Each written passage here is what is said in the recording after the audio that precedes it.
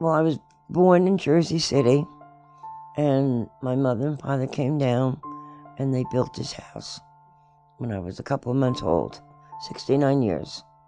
I lived in this house. They came to the door, and they said that they could help me.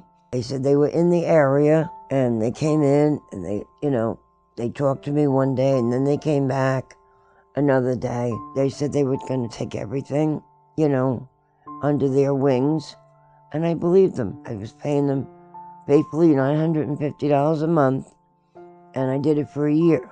And all of a sudden, that's when I got the notice on the door, and that's when I started to panic. In the beginning, I could pick up the phone, they would answer, and then when I tried to call them again, there was never an answer. To this day, you can't get in touch with them. I didn't know where to turn, what to do. I called a private attorney, and he advised me to call legal services. And from day one, from the time I picked that phone up, I just knew it was going to work. I had papers that had to keep going back and forth to the office. Susan would stop by on her way to work and pick up papers for me. As you can see, I can't get out of bed.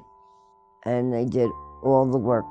I didn't have to do anything, which was a blessing. They came through with a modification. They put me on a trial period for 4 months. I had to pay on time. I had to, do everything that they said, which we did. Paid it. In fact, I paid it ahead of time to show them that I could afford to pay it. And then, I think it was January or December, all of a sudden they came up with, they were going to give me a mortgage.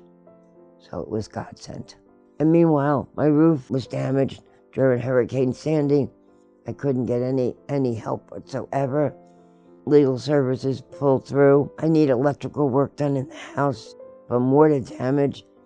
Again, legal services got me into contact with this organization called St. Bernard's, and they're going to do the electrical work. Right now she's trying to work on, which I never heard of, senior tax, to have my taxes reduced because I'm a senior, and that will bring down my mortgage. I mean, she's just, I have no words for her. Without Renee, we'd be, I guess, living in my car. And the funny part is, I don't have a car. They're like family, In fact, they did more for me than family did. And I can never thank them enough.